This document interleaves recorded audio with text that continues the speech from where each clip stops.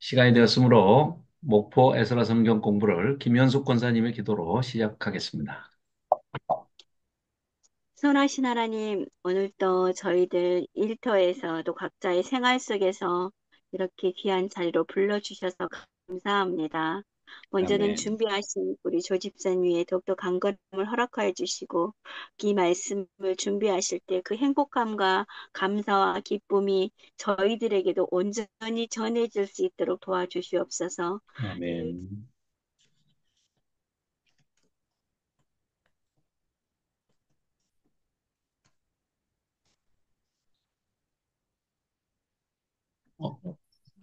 소리가 갑자기 핸드폰이 꺼졌네. 꺼졌나 봐요.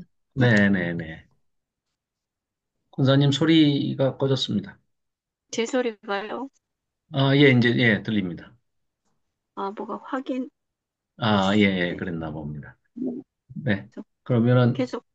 예, 계속해서 기도해 주십시오. 네. 음. 우리의 또 마음과 우리의 생각과 우리의 모든 행동을 주관하시고 또 그거에 따라서 저희들의 말씀에 따라서 저희가 살아갈 수 있는 힘을 주시니 너무나 감사드리며 말씀과 늘 가까이 하게 해주신 하나님 너무나 감사드립니다. 이 귀한 아멘. 모임 우리가 함께 많은 사람들이 오고 가고 하지만 이 말씀의 시간 저희들 꼭 지켜나가 이 시간을 사모하는 저희들 될 수 있도록 도와주시옵소서. 이 시간도 아멘. 하나님 말씀을 통하여 들을 때 마음을 활짝 열고 잘 듣고 잘 깨닫고 잘 살아가는 저희들이 되기를 원합니다. 아멘. 감사드리며 우리 주 예수 그리스도 이름으로 기도드립니다. 아멘. 아멘. 감사합니다. 조현 집사님 안녕하십니까? 네. 자, 한 주간 쉬었더니 이제 굉장히 새 힘이 납니다. 어, 자, 우리가 지금 어디까지 이제 어떻게 진행을 해왔냐 하면, 어, 저 녹화하려고 하는데요. 네네네. 잠깐만요. 그러면 제가 녹화한 거를 허용해야 되죠? 잠깐만요.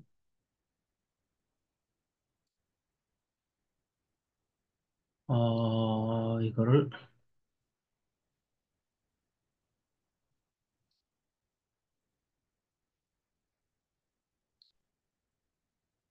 네. 녹화 허용됐습니까?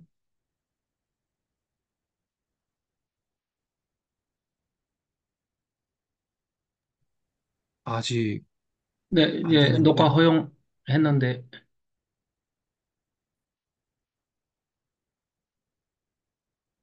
안 되나요?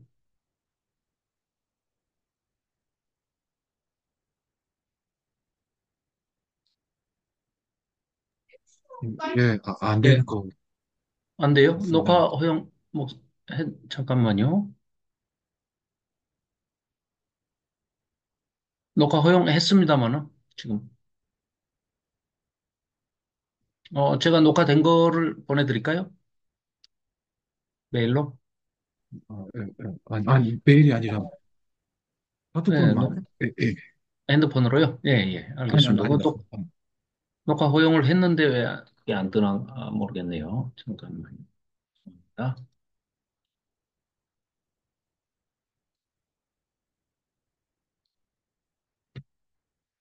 자, 지금 이제 우리가 쭉 달려와서 지금 여기 앞에 표를 보시면, 이제 모세 오경이 끝나고 역사서에서 여호수아 사사기 룻기 삼상아 왕상아 들어와 가지고 왕하에서 그렇죠? 왕하 12장과 13장 사이에서 요엘서를 우리가 공부를 하면서 처음으로 문서 예언서 그렇죠? 예언자들이 구약 시대에 굉장히 많이 출연을 했죠.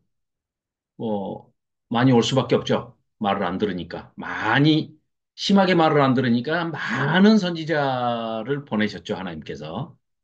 그런데 그 선지자들이 글을 써서 남긴 거는 17권. 우리한테 지금 전해지는 우리가 분류하는 방식으로는 대선지서 5권, 소선지서 12권 해가지고 17권의 선지서가 우리 66권의 구약에 들어있고요.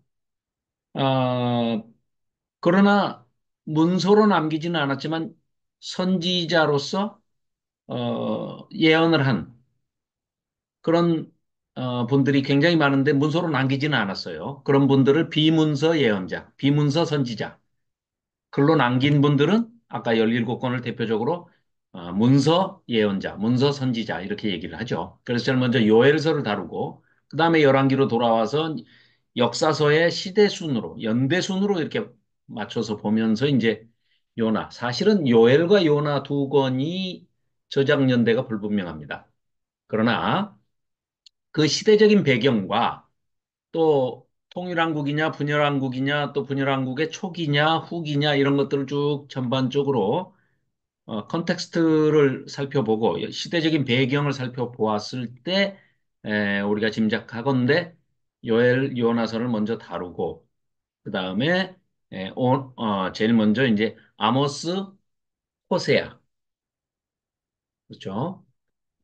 제일 먼저 이제 아모스 그 다음에 호세아 그리고 열왕기 하서 15, 16장을 다루고 난 다음에 이제 나훔, 미가, 이사야. 이 세 선지자는 남이사, 뭐 이미나 어쨌거나 740년 어간에 다 동시대에 활동을 하였던 사역을 하였던 그런 선지자 분들입니다. 남이사 내지는 이미나 이렇게 그래서 이제 오바댜서를 여기 끝에서 다룰 수도 있고요. 나중에 남유다가 멸망할 때 남유다를 그렇게 괴롭히던 형제나라 국가인 에돔 국가, 에서의 후손들, 에돔 국가의 멸망을 어, 선포했던 오바댜서를 저쪽 뒤에 가서 다룰 수도 있습니다. 그러니까 남유다 멸망 때 이제 다루느냐 뭐 이런 차이만 있지 크게 달라지는 건 없습니다. 그래서 이렇게 동시대에 에, 이제 선지자들, 북이스라엘의 선지자들을 살펴보고 그리고 BC 722년에 북이스라엘이 멸망을 하는 그 과정을 보게 되죠.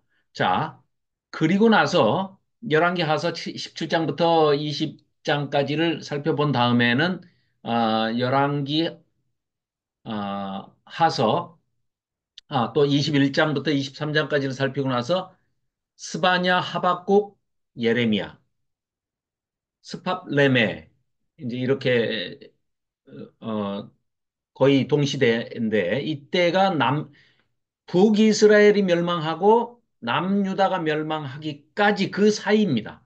즉 그러니까 이제 남유다를 위해서 이제 북이스라엘은 이제 없어져 버렸으니까 멸망해 버렸으니까 남유다를 향해서 선포를 하는 그 예언자들이죠. 선지자들이죠. 스바냐, 하박국, 예레미야.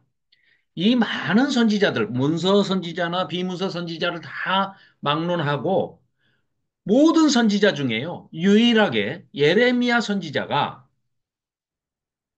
사역 활동을 선지자로서 선지 사역을 하고 있는 그 동안에 실제로 예루살렘 성전이 있는 남유다가 멸망을 하는 장면을 직접 두 눈으로 목도하고 그 한 가운데 있었던 사람이 예레미야입니다.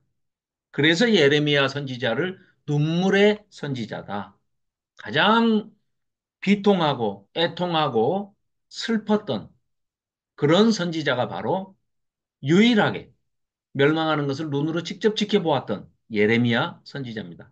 그러니까 예레미야서는 우리가 지난번에 이제 공부를 했지만 기억이 뭐 아직 나실지 아니면 또 깨끗하게 지우개로 지우셨을지는 뭐 모르겠습니다만은 어쨌거나 예레미야서는 그래서 굉장히 어둡고 슬프고 애통하고 비통하고 아주 글루미하죠. 글루미 그냥 회색빛이 그냥 뿌옇게 껴있는 굉장히 애달픕니다. 슬퍼요. 그 그런데 뭐 신약에 가서 이제 우리가 사실은 이 구약의 선지서들을 충실하게, 성실하게 공부를 해야 하는 가장 큰 이유는 예수님이 오셔서 하시는 그 모든 말씀들과 사역들이 전부 선지서에서 어떤 하나의, 에, 뭐라 그럴까요? 뭐, 미션 스테이트먼트라고 그럴까? 뭐, 지상명령? 내지는 무슨, 뭐, 이렇게, 에, 방향 설정 또는 대명령. 그러니까 이 큰 틀을, 대강령을 세워가지고 내가 이걸 하기 위해서 왔어! 라고 선포하시는 예수님의 그 어떤 핵심적인 그런 그 메시지가 예언서에서 다 나옵니다. 대표적인 게 예수님 오셔가지고 이사야서 61장을 가지고 첫 그 공생의 사역을 데뷔 무대를 설교하실 때 이사야서 61장의 내용을 가지고 오셔서 선포를 하십니다. 그리고 마무리는 이사야서 53장을 가지고 메시아장을 가지고 또 마무리를 하십니다. 그 얘기는 바꿔 얘기하면 예수님이 오셔서 그러한 그때는요. 해당의 성경이 비치가 돼 있다 하더라도 전부 그 쪽대본입니다. 쪽대본. 아주 뭐 그때 당시만 해도 다 두루마리인데 이사야서가 최근에 1947년부터 이제 쿰란 동굴, 이스라엘의 쿰란 동굴에서 쿰란 문서들이 이제 성서들이 막 그 동굴에서 발견이 되기 시작했습니다. 굉장히 중요한 그 성서들이 발견이 됐는데 지금 우리한테 전해지고 있는 이 66권에서요. 이제 물론 구약이니까 39권이라고 하면 뭐 그때는 뭐 70인역을 뭐 번역한 것까지 외경까지를 다 포함한다 해도 뭐 40 몇 권에 불과한데 온전하게 전체가 다 발굴이 돼서 전질이 다 발견이 된 것은 이사야서 한 권뿐입니다. 그리고 이걸 두루마리에 썼다고 가정을 해서 상상을 해 보십시오. 두루마리를 이거 66장까지 있거든요. 장수로는 제일 많아요. 분량으로 제일 많은 거는 예레미야서입니다. 52장까지밖에 없지만 분량으로 제일 많은 거는 예레미야고 장수로는 66장까지 있는 이 이사야서가 가장 많은데 자, 예수님께서 61장을 펴봐라. 만일에 그랬다면 그 지금 장절이 없고 두루마리로 이렇게 돼 있으니까 이사야서의 말씀을 통째로 이걸 머릿속에 다 암기하고 있지 않으면 찾을 수가 없습니다. 장절 구분도 없지요. 두루마리에 둘둘둘 말려가지고 무슨 내용이 어디에 기록되어 있는지를 어떻게 합니까? 그 말은 예수님께서 하나님이시기 때문에 이사야에게 그 말씀을 예언의 말씀을 맡기신 거죠. 맡기신 거. 그 맡기신 거. 그러니까 예언이 미리 예자 우리가 뭐 점쟁이들이 뭐 흔히 우리가 상상할 때는 점쟁이들이 뭐 어떤 개인의 기륭화복이나 뭐 미래의 일을 앞날을 점쟁이처럼 이렇게 어? 막 미리 맞추고 뭐 하는 하영재 전도사님 안녕하세요. 그렇게 맞추고 뭐 하는 이런 게 아니고 어 맡길 예자입니다. 우리가 그 저축 예금 할 때 맡길 맡을 하나님의 말씀을 선지자한테 맡겨놓으신 겁니다. 그러니까 그 맡기신 주체가 맡기신 분이 예수님이죠. 하나님이시니까. 그래서 이사야서의 61장을 가지고 말씀을 선포하기 시작하시고 이사야서 53장의 그 메시아장으로 말씀을 설교를 첫 번째 데뷔 설교를 마치시는 그런 장면이 나오거든요. 그래서 이 구약에서 가장 많이 그러니까 신약에서 열두 사도를 비롯해서 무슨 바울 저기 사도까지 해도 예수님부터 시작해서 신약 통틀어서 가장 많이 인용이 된 책은 구약에서 시편입니다. 그 다음으로 많이 인용이 된 책이 바로 이 이사야서입니다. 그래서 이사야서는 그만큼 중요하고 또, 어, 그 영성이, 선지자들의 영성이 아까 잠깐 서두에 말씀드렸다시피 아주 이 예레미야의 영성도 굉장히 비통하고 애통하고 눈물의 선지자라고 하지만 예수님이 오셔서 말씀을 하실 때 인용하시거나 이렇게 선포하시는 그런 많은 내용들이 예레미야의 그런 것들도 그 당시 사람들은 아, 저분이 예레미야를 보내셨구나 느꼈을 거예요. 아, 저분이 선지자 이사야를 보내신 분이구나 하는 이 두 사람의 영성이 거의 다 예수님의 그 영성에 녹아있는 그런 부분들을 많이 이어받았다, 계승했다 하는 것이 성경에 익숙한 그 당시에 이사야서나 에레미야서에 익숙한 그 당시의 에, 사람들이라 한다면 신구약을 막론하고 그 당시에 1차 청중 1차 타겟 오디언스가 유대인들이기 때문에 이 유대인들한테는 굉장히 아, 친밀감 있고 정말 친숙하게 들렸을 거예요. 뭐 하나 예를 들자면 이런 것도 있죠. 예수님께서 식사를 하시다가 갑자기 식사 도중에 일어나셔가지고 제자들의 발을 씻기는 장면이 나오죠. 그럼 우리가 생각할 때는 야, 뭐 식사하시다 말고 이게 왜 이런 일을 하셨을까? 또 그러고 그 의미가 무슨 얘기일까? 우리는 지금 2000년이라는 시간에 갭이 있고 문화와 풍습과 뭐 사회 정치 모든 이런 환경이 다 바뀌었기 때문에 그걸 거의 뭐 10%도 동감을 못 하는 것 같아요. 그런데 그 당시에 1차 청중이고 독자이고 그 제자들은 뭐 그 현장에 있었던 제자들은 말할 것도 없고요. 이런 상황입니다.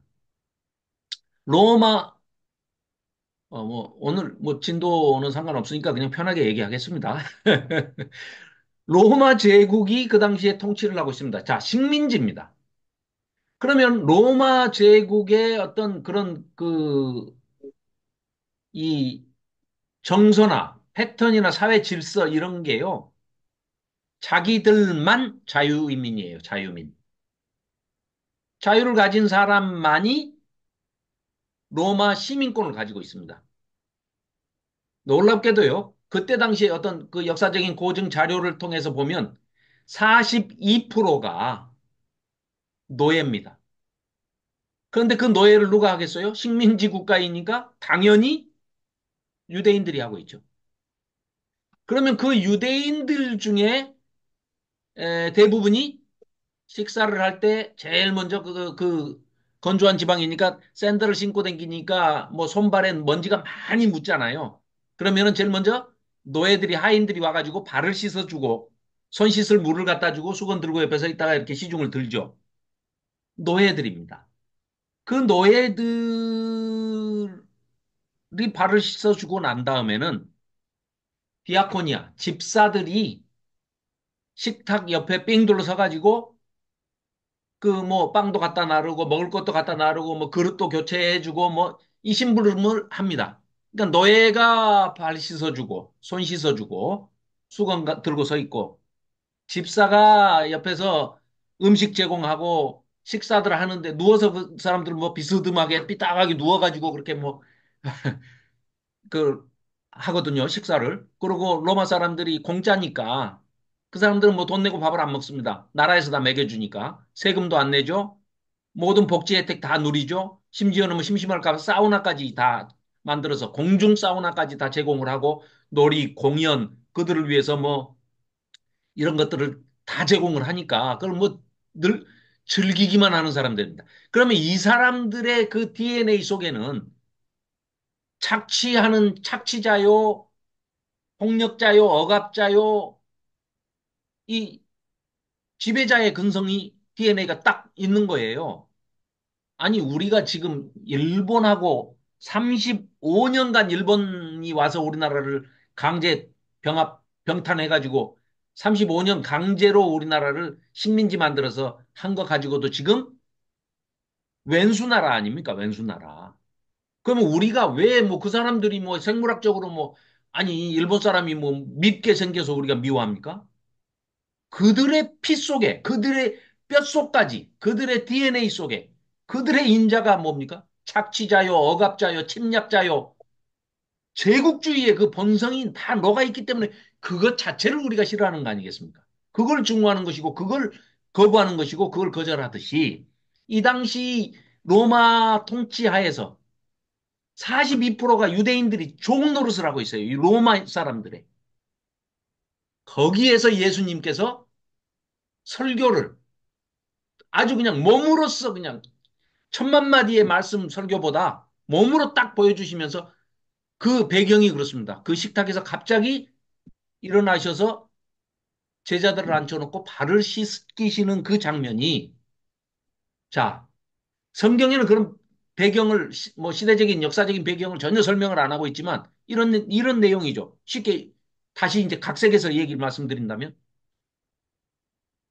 크고자 하는 자가 로마 시대 같으면 저 로마 침략자들 같으면 힘으로 억압해서 힘없는 사람들을 억압해서 약탈하고 탈취하고 폭력적으로 강압적으로 지배하고 빼앗고 이렇게 하는 것이 어, 그들의 논리고, 그들이 좋아하고, 그러니까 너희들 또 나한테 찾아와 가지고, 주여, 드디어 이제 로마를 뒤집어 엎으실 때가 어느 때입니까? 그때가 되면 나를 주의 우편에 나를 또 어떤 엄마까지 와가지고 또 내 아들 둘을 또 하나는 좌편에 하나는 우편에 해주라고 그래.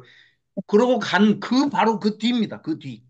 예수님께서 내 나라는 그런 나라가 아니야. 제2의 로마, 제3의 로마가 아니야.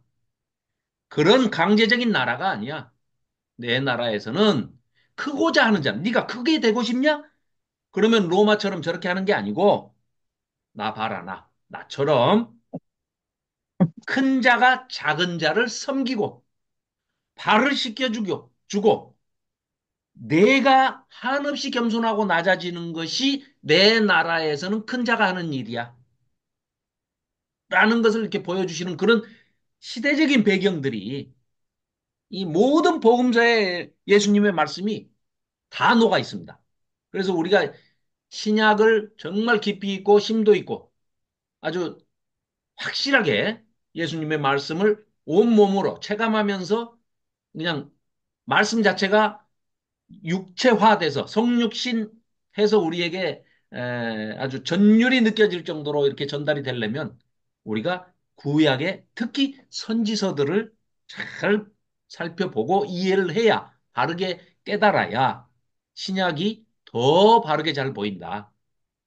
그런 말씀을 드리고 싶어서 이렇게 장황하게 말씀을 드렸습니다.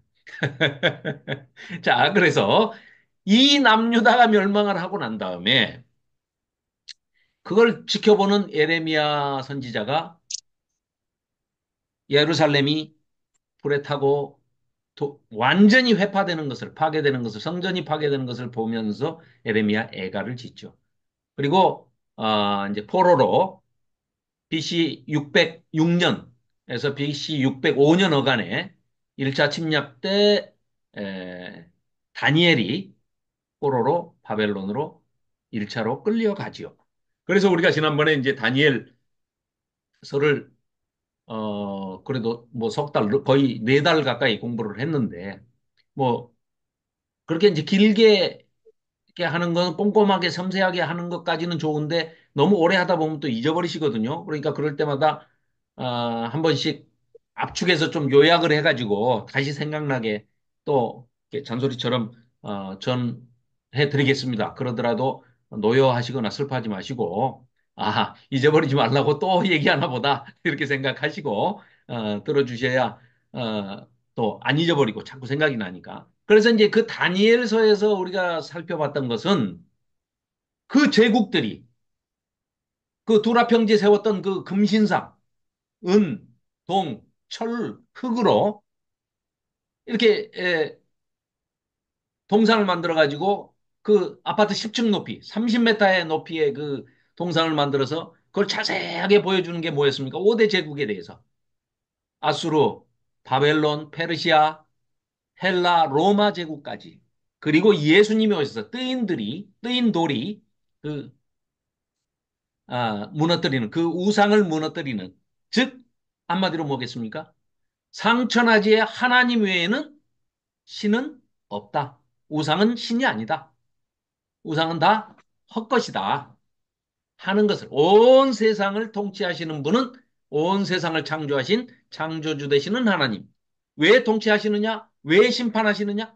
하나님이 만드셨기 때문에. 하나님이 창조하셨기 때문에 그 창조하신 하나님께서 이 세상을, 만물을 다스리신다. 하나님 나라가 그런 것이다라는 것을 뼈저리게 포로되어 있는 유대 백성들에게 보여주죠.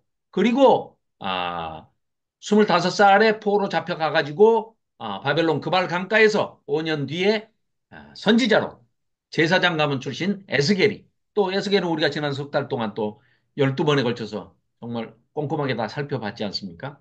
뭐 잊어버리셨어도 아무 상관없습니다. 심심하면 제가 말씀드리겠습니다. 그 그 에스겔이, 예, 에스겔의 그 사역은 새 마음과 새 영을 줘. 그 지금 포로 잡혀가 있는데도 불구하고 아직도 그 거짓 선지자의 이렇게 달콤한 말에 속아 넘어가는 그 유대 백성들을 향해서, 포로된 그 유대 백성들을 향해서 새로운 성전을 주실 것이다 하고 선포를 하지요. 그리고 이제 그 에스겔서가 끝난 그 마당에서 아직은, 이 에스겔은 아직 예루살렘이 멸망하기 전에 선포를 하고 예언 선지 사역을 하고 있었지 않습니까? 그래서 에스겔이 끝난 뒤에 이제 에스라로 넘어갈 일이 아니라 그건 포로 귀환 전에 예루살렘 멸망사를 우리가 살펴봐야 되기 때문에 이사야서 40장부터 66장까지를 살펴보는 그런 지금 커리큘럼으로 그렇게 이제 지금 진행을 하고 있습니다. 자, 그래서 이제 그래도 이사야서를 이제 또 하도 오래 전에 했기 때문에 잊어버리셨을 수도 있으니까 다시 리마인드하는 차원에서 자, 한번 빠르게 전체를 한번 살펴보도록 하겠습니다. 자, 1장부터 39장. 이게 이사야서가 66장까지 이제 이렇게 장절이 구분이 돼 있어가지고 흔히 신구약의 압축판이다, 압축 파일이다, 뭐 이렇게 이제 얘기들을 하는데 또 그것만이 아닙니다. 또 1장부터 39장까지의 내용은 이 예루살렘 멸망 전의 상황입니다. 그것도 훨씬 전, 이 이사야 선지자가 활동할 시기는 740년부터 701년까지 활동을 하는데요. 이때는 뭐 이미 그 700년대에 가서는, 그러니까 이제 1장에도 보면은 이사야 1장 1절에 보면 유다 왕 우시야와 왕들 이름이 쫙 나와요. 우시야 왕, 요담 왕, 아하스 왕, 히스기야 왕 때에 이사야가 하나님으로부터 계시를 받았다. 이렇게 시작을 하거든요. 그러면 네 왕. 자, 또 전승에는 그 히스기야의 아들인 그 참 개차반 므낫세. 결국은 이 므낫세 때문에 하나님께서 남유다를 멸망을 시키신다고 이렇게 기록이 돼 있는데 그 므낫세가 사실은 어, 톱으로 켜가지고 이사야를 죽입니다. 전승에는 그렇게 나와요. 그래서 그렇다 하면은 우시야, 요담, 아하스, 히스기야, 므낫세 때까지 이 다섯 왕의 시대를 참 길게도 약 뭐 시간으로 따지면 50년 정도입니다. 50년 정도를 사역을 한 그 이사야. 이사야가 그 시대적인 배경을 살펴보면 1장부터 39장까지는 예루살렘 멸망 전입니다. 그리고 40장부터 55장까지가요. 40장부터 55장까지가 이제 이때는 시대가 완전히 바뀌어요. 그래가지고 유대가 이제 멸망을 하고 포로, 바벨론 포로 이쪽 저쪽이에요. 지금 자, 포로 귀환이 40장은 또 느닷없이 딱 시작을 하는 게 포로가 이제 다 거의 다 끝나가는 무렵에 포로 귀환을 선포를 하고 있어요. 자, 너희들 고생했다. 40장 1절을 보면은요. 너희 하나님이 이르시되 너희는 위로하라. 내 백성을 위로하라. 너희는 예루살렘의 마음에 닿도록 말하며 그것에게 외쳐라. 노역의 때가, 그러니까 바벨론 포로의 때가 끝났고 또 그 죄악이 죄사함을 다 이제 받았다는 거예요. 그래서 그의 모든 죄로 말미암아 여호와의 손에서 벌을, 너희들이 잘못한 건 잘못한 건데 벌을 받기는 받는데 두 배나 받았어. 세상에. 원래는 포로 징역 35년만 살면 되는데 이방인들 죄까지 너희들 이방인들한테 선교하라고 너희들을 거기다가 심어놨더니 선교는 고사하고 너희들까지 타락해가지고 우상 숭배하고 이방 나라의 죄를 그대로 따라가서 더 악행을 저질렀다. 그래서 그들의 벌까지 다 받습니다. 그러니까 두 배로 받은 거예요. 35년 받을 거를 70년 받아가지고 70년을 복역하고 그 복역의 때가 끝났다. 너희들이 벌을 두 번 받았으니까. 이 70년 바벨론 포로 생활을 한다는 것은 예레미야가 이미 이전에, 이 이사야 이전에 기록을 해놨죠. 그걸 이제 우리가 예레미야에서 봤지 않습니까? 그래서 지금 완전히 시대적인 배경이 40장에서 55장까지는 포로 귀한 이쪽 저쪽입니다. 전후의 상황을 얘기를 하고 있습니다. 그리고 이제 56장부터 66장까지는 포로 귀환 이제 해서 어 이제 지금 돌아온 이들에게 궁극적인 아주 먼 미래까지 심지어는 그 스펙트럼이 종말적인 그런 구원의 회복의 구원 이런 것까지를 선포하고 있는 그런 내용으로 되어 있습니다. 그래서 이걸 이제 크게는 1장부터 39장까지를 제1 이사야서 또 40장부터 66장까지는 제2 이사야서 이렇게 했는데 좀 더 본문의 내용을 좀 면밀하게 들여다보는 요즘의 신학자들은 방금 말씀드린 대로 시대적인 배경이 다르기 때문에 그걸 다시 나누어서 세 파트로 나눠가지고 1장부터 39장까지를 제1 이사야서 그리고 40장부터 55장까지를 제2 이사야서 56장부터 66장까지를 제3 이사야서 이렇게 에, 분류해서 보고 있습니다. 그러나 중요한 것은 뭐 이따도 설명을 드리겠습니다만은 내용은 이 이사야서를 한 권으로 이렇게 봐도 충분히 그럴 만한 이유와 가치가 있다. 의미가 있겠다. 왜 그러냐? 굉장히 시대적인 배경은 그러니까 39장하고 40장 사이가 167년의 차이가 납니다. 그렇지만 그러면 한 사람이 쓸 수가 없다. 뭐 이래가지고 뭐 여러 사람의 이제 저작서를 얘기를 하는데 그 저작에 관한 문제를 우리가 논할 것이 아니고 내용에 집중해서 살펴본다 하면 내용이 일관성이 있고 통일성이 있고 이 크게 얘기하면 학자들은 이렇게 얘기를 합니다. 제1 이사야, 즉 우리가 말하는 이사야 선지자가 하나님의 이 영감을 받아서 말씀을 선포하고 외치는데 39장까지를 외쳐도 어느 누구도 듣지를 않습니다. 그러니까 그 중간에 우리가 본문에 지난번에 1장부터 39장까지를 살펴보면서 항아리에 그거를 밀봉해서 넣어놓는다는 얘기가 나와요. 그래서 듣지 않는 그런 예언을 선포를 하기 때문에 아무도 듣지 않기 때문에 그걸 봉함을 해서 아주 극소수의 제자들 또는 그 이사야 선지자의 뭐라 그럴까요? 그런 공동체 그룹에게 이걸 밀봉하고 거기에 넣어놓고 어, 이를테면 40장부터 66장까지의 그런 내용도 이거를 단정적으로 이사야가 쓴 거 아니야. 어떻게 이거 아무리 선지자여도 그 먼 미래를 볼 수 있어. 아니 그럼 뭐 하나님이 하시는 일인데 그걸 우리가 인간이 우리의 잣대로 이걸 할 수 있다 없다 이건 그러면 뭐 동정녀 마리아는 어떻게 태어나며 뭐 예수님이 물 위를 어떻게 걸으십니까? 그러니까 물을 포도주로 바꿔. 그러니까 이런 얘기들을 해버리면 이거는 전혀 그 소모전이기 때문에 그런 거는 이제 우리가 뭐 전혀 고려할 필요가 없고요. 우리가 관심을 두고 중점적으로 살펴봐야 할 것은 그런 뭐 이사야의 저자가 몇 명이냐, 뭐 누가 어떻게 편집을 했냐 이게 문제가 아니고 그 내용 면에서 일관성이 있고, 이런 동일성이 있고, 또 전체적으로 1장부터 쭉 본다 하면은요, 방금 세 파트로 제가 나눠서 말씀드렸지만, 1장부터 39장까지는 주제가요, 예루살렘이 하나님께 죄를 졌습니다. 유다가. 말을 안 들어요. 우상숭배에 빠져 있습니다. 그래서 아무리 기회를 줘도 많은 선지자들을 보내서도 말을 안 들었어요. 그래서 벌을 받아야 됩니다. 그러니까 한마디로 예루살렘의 굴욕과 징벌, 벌 받아야 된다. 죄를 지었으니까 벌 받아야 된다. 이 내용이 1장부터 39장까지라면 40장부터 55장까지. 자, 그렇게 해서 너희들이 포로를 잡혀갔어. 70년 포로를 기간을 복역을 했어. 그래, 그 이사의 표현에 의하면 복역의 때가 끝났습니다. 교도소 살았다는 거예요.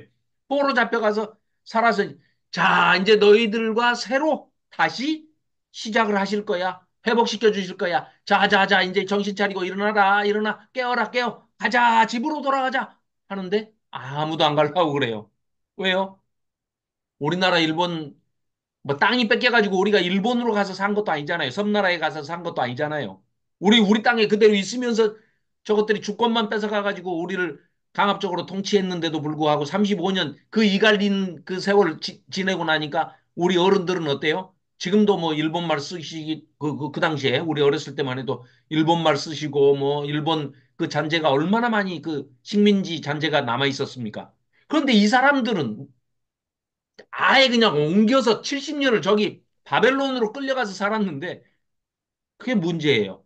바벨론이 너무 잘 살거든요. 유, 유다 땅, 이스라엘 땅하고는 비교가 안 됩니다. 세계에서 최고 잘 나가는 문명 도시예요. 그 바벨론에 가서 살았는데 유대인들이 또 아주 영리하지 않습니까?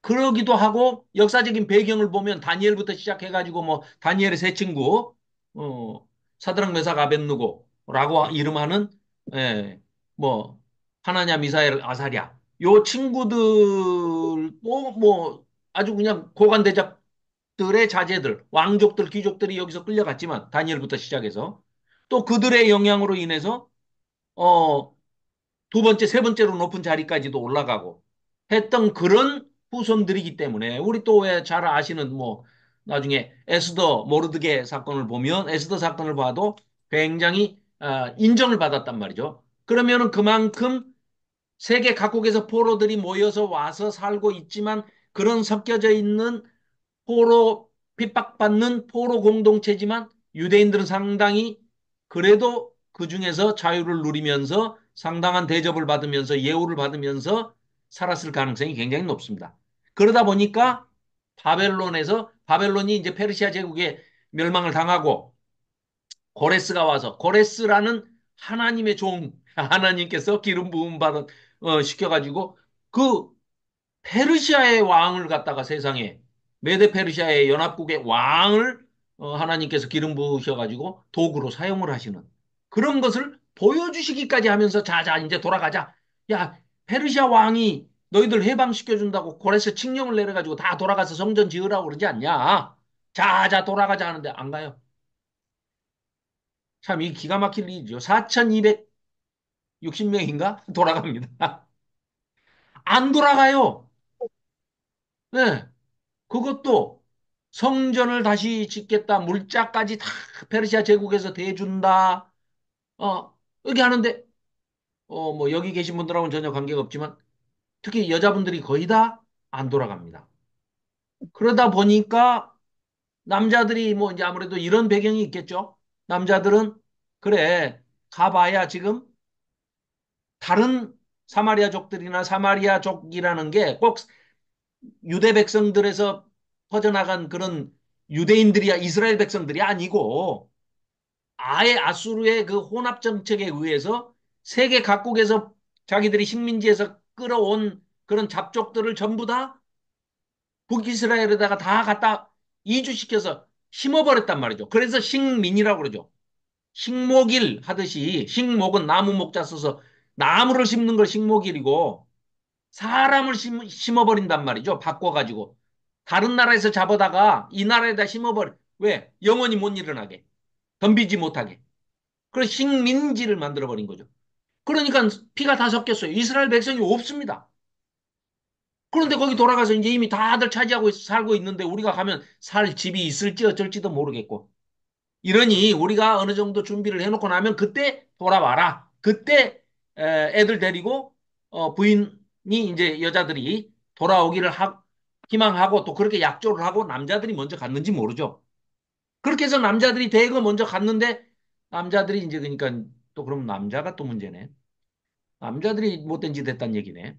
이방 여인들하고 이제 그 혼자들 와 있으니까 성전 지으라고 왔더니 성전 성벽 이거 중수하고 하라고 그래서 왔는데 남자들은 이제 혼자 독처하면 남자들이 좀 그게 좀 부족해요. 왜 부족하냐? 혼자 뭐 빨래를 할 줄 압니까? 뭐 밥을 지을 줄 압니까? 이 당시만 해도 특히 그런 걸 전혀 이게 구분이 돼 있어가지고 뭘 못해요. 못하니까 여자의 도움을 받아야만 됩니다. 그러다 보니까 자연스럽게 혼혈족들하고 사마리아족들하고 또 아니면 이방족속들하고 그냥 섞이게 돼버리는 거죠. 그러니까 나중에 이제 에스라가 와가지고 그걸 그냥 다 없었던 일로 해라. 없었던 일, 부부간에는 갈라지게 하는 거는 좋은데 거기서 생긴 그럼 자녀들은 어떡합니까? 그거 없었던 일이 됩니까? 아무튼 지금 얘기가 샜는데 죄송합니다. 어쨌거나 자 40장부터 그래서 55장까지는 이스라엘을 회복시키고 복귀시키고 재활시켜 주겠다 하시는 내용입니다. 그러니까 그런 통일성을 가지고 이게 이어지면서 56장부터 66장까지는 이제 성전을 깨끗하게 정화하듯이 정화해서 성전을 다시 깨끗하게 회복시키고 그 다음에 너희들이 거기서 거룩한 하나님께 거룩한 삶으로 다시 정화된 그런 하나님께 예배와 제사를 드리고 삶을 그렇게 살아라. 깨끗하게 시켜주는. 그리고 궁극적에는 너희들이 그런 일들을 잘 수행을 해내면 마지막에 가서 종말론적인 종말에 가서는 세계사적으로 완전히 너희들을 하나님 나라의 새하늘과 새 땅에 초청을 해서 데리고 가겠다 하는 내용으로 이게 이사야서가 전체가 구성이 되어 있습니다. 그렇기 때문에 제가 지금 조금 러프하게 설명을 했지만 자 도표를 보면서 설명을 드리면 자 1장 1절에는 우시야 요담 아하스 히스기야 때에 사역을 했다라고 되어 있습니다. 자, 순교하기는 이스기야의 아들 그 게망난이 문하세의 에, 그러니까 그 저기에 나오죠. 그 이사야의 승천이라 하는 그 위경이 있습니다. 옛날 이 히브리서의 이제 11장에 보면은 톱으로 켜서 죽임을 당한 순교의 믿음의 그런 선진들 얘기가 나오지 않습니까? 그 사람이 이사야입니다. 그래서 결국은 이사야가 이제 이렇게 문하세가 잡아 죽이려고 하니까 도망을 갔는데 어디 숨을 곳이 없는데 나무 속이 이제 비어 있어가지고 이사야가 거기에 잠깐 이렇게 어떻게 숨을까 하고 들여다보고 있는데 나무가 그냥 쓱 빨아들여가지고 나무가 이렇게 쭉 자라면서 감싸가지고 이사야를 감춰버린다고 그래요. 전승에 의하면 그 이사야의 승천이라는 책에 보면 그래가지고 딱 하니까 쫓던 군사들이 문하세 부하들이 사람이 나무 속으로 들어가더니 안 보여버리는 거예요. 그러니까 이제 그걸 가서 보고하니까 문하세 이 못된 놈이 그 나무를 통째로 배 갖고 와라. 배 갖고 온다는 거예요. 그러니까 이사야가 너희들이 보니까 어디쯤으로 들어가는 것 같디? 하니까 요쯤으로 들어간 것 같습니다. 그러니까 그 가운데를 잘라라 해가지고 톱으로 켜가지고 켜보니까 결국은 그 안에서 문하세가 아니 이사야 선지자가 죽임을 당한 거죠. 그렇게 이제 순교를 했다고 돼 있는데 뭐 그건 우리 성경에는 나오지는 않습니다만 거기까지 한다면 우시야 요담 아하스 히스기야 그리고 문하세까지 그러면 50년이 넘죠. 이 많은 동안에 선지자로 활동을 했다. 이때가 이제 아까도 말씀드렸지만 아모스 호세와 미가 다 동시대에 사역을 했던 선지자들이다. 첫 번째 이 우시아는 뭐 지난번에 이제 우리가 열왕기나 역대하에서도 이제 살펴봤지만 그 뭐 좀 잘 나갔어요. 나름. 그런데 얼마나 이제 그 잘 나간다고 교만해졌는지 제사까지 이제 나중에 자기가 드리겠다 해가지고 결국은 그 문둥병 나병에 걸리게 된 그 왕이 바로 이 우시야 왕이죠. 52년인가 통치를 했습니다. 문하세 다음으로 뭐 많이 통치를 했죠. 문하세가 55년. 그리고 이제 요담은 뭐 별로 신통하지 않습니다. 그래서 뭐 수에 칠 같이 갖고 아하스는 앞에다가 이제 그거 하나 써놓으면 절대 안 잊어버리죠. 정신 나간 아하스. 거의 미친놈 수준입니다. 그래서 어느 정도로 문하세 다음으로 최악이었다. 이렇게 생각하시면 간단하겠습니다. 자기 아들을 인신제사로 불에 태워가지고 그 바친 그런 미친 짓을 하고요. 또, 어?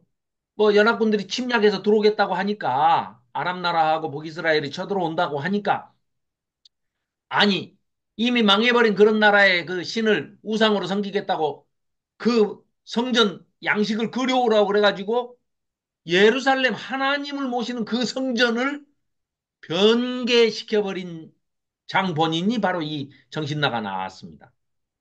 그래서 이 정신 나가 나왔어. 결국은 그 나중에 이제 북이스라엘과 그 아람왕 르신 북이스라엘의 뭐 배가 두 나라가 연합을 해가지고 이제 쳐들어오죠. 그러니까 이제 결국은 아수르 왕한테 구원 요청을 하는 거예요. 쉽게 얘기하면 뭐 음? 일본이 찝쩍거리고 뭐 또 중국이 찝쩍거린다고 소련하고 미국한테 도와주세요. 그러니까는 다 와서 그냥 두들겨 패버리는 그런 일을 한 겁니다. 자, 그다음에 이제 히스기야. 히스기야는 뭐 우리가 너무나 잘 알죠. 그런데 히스기야는 사실 명함이 이제 교차되는 사람이죠. 공과 히스기야의 공 잘한 일도 있지만 잘못한 치명적으로 또 잘못한 그런 과오도 함께 있다. 이렇게 할 수가 있겠습니다. 그 어, 그래서 이제 히스기야 앞에는 착하지만 얼빵한 히스기야. 이 히스기야가 뭐 문하세 난 것은 뭐 말할 것도 없고 그건 놔두더라도 아니 하나님께서 하룻밤에 이제 어? 그래도 그때까지만 해도 하나님을 신뢰하고 믿고 하니까 이제 아수르가 쳐들어왔을 때 이사야한테 이제 기도해 달라고 요청을 하고 제일 먼저 하나님께 엎드리잖아요. 그럼 또 그런 것을 보시고 하나님께서 흡족하셔가지고 하룻밤에 18만 5천이다 아수르 군대가 송장이 되게 해줬더니 그걸 또 그 바벨론이 아니 어?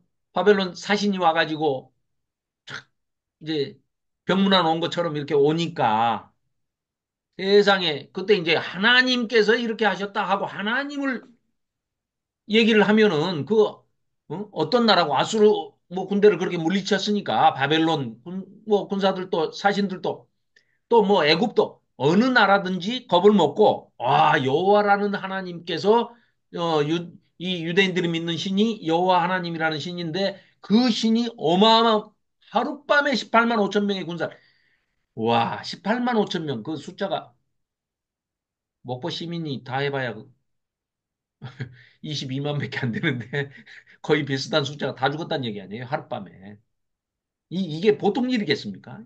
이 역사적으로도 이런 일이 있었으면 하나님을 딱 얘기했으면 다 겁먹고 이제 못 건드렸을 텐데 은근히 교만을 떨면서 이제 자기가 잘나서 그런 것인 것처럼 하면서 세상에 바벨론 사신들한테 뭘 보여줍니까? 내탄고를 다 보여줍니다. 성전 안에 있는 금이 여기 이만큼 있고요. 뭐가 이만큼 있고요. 뭐가 이만큼 있고 다 보여주고 이게 뽐내니까 그 이사야가 이제 그런 얘기하죠. 견물생심. 그거 봤으니 틀림없이 바벨론이 이제 그걸 가지러 쳐들어올 것이다. 이런 얘기를 하죠. 그 결국은 이제 병이 들어가지고 죽게 생겼는데 또 이제 또 울며 불며 매달려서 그래도 하나님께서 긍휼을 베푸사 또 수명을 연장해 주시죠. 그 15년 연장을 해 주셨을 때 나온 자가 바로 최악의 문하세입니다. 자, 이런 배경을 역사적인 배경을 이제 우리가 알아야 시대적인 배경을 알아야 아, 이사야서를 더 깊이 있게 알 수 있겠죠. 자, 그렇다면 이사야서의 기록 목적은 무엇이냐? 이 세 가지는 꼭 에, 한 번쯤은 아, 읽어보시고 염두에 두셨으면 좋겠습니다. 송은영 집사님 마이크 켜시고 요 한번 앞에 1번부터 한번 읽어주시면 고맙겠습니다. 우리와 우상 숭배를 일삼은 유다의 임박한 하나님의 진노와 심판의 메시지를 선포하기 위함이다. 네. 그럼에도 자, 불구하고 유다의 상태가 우상 숭배뿐만 아니라 사회 정의가 무너지고 사회적인 약자들을 배려를 해줘야 할 그 배려의 대상이 되어야 할 약자들을 수탈하고 강탈하고 빼앗고 오히려 약자들을 더 못 살게 구는 힘 있는 자들이 더 잘 먹고 잘 살겠다고 그들은 사치와 교만에 빠져가지고 사회 정의가 완전히 실종이 됐습니다. 그래서 이 이사야서에서 우리가 가장 눈여겨 봐야 할 단어가 몇 가지가 있는데 특히 정의, 뭐 공평, 공도 이렇게 번역이 되는데 히브리어 원어로는 미시파트입니다. 미시파트. 그러니까 공평과 정의에서 공의 우리가 이렇게 흔히 얘기하지 않습니까? 정의, 사회 정의 그걸 깨는 게 불의죠. 불의. 그래서 미시파트라는 단어하고 그다음에 공의, 의 어떤 언약적인 의리를 지키는 것. 그 미시파트를 지키면 체데크가 행동으로 옮겨져야 된다. 그래서 그게 공의 이것이 체데크입니다. 체데크. 츠다카라고도 하고 제데크, 제다카라고도 하는데 뭐 발음이야 좀 이렇게 날 수 있지만 그러니까 미시파트는 사상과 이념이고 공의, 올바른 걸 추구해야 된다라고 한다면 몸으로 행동으로 하는 것은 제다카, 공의로 의를 행해야 하는 거죠. 행해야 하는 행위, 행동 이런 것입니다. 그리고 고엘 제도라고 있죠. 기업 물을 자 대신 물어주는 거. 예수님이 사실은 우리의 대신 물어주는 대속자 아니십니까? 그 고엘이라는 단어가 여기 이사야서에 많이 등장을 합니다. 그 다음에 또 한 가지 있다면 우리가 네 가지 단어 정도는 우리가 기억을 해야 되는데 이사야에서 굉장히 많이 등장하는 단어거든요.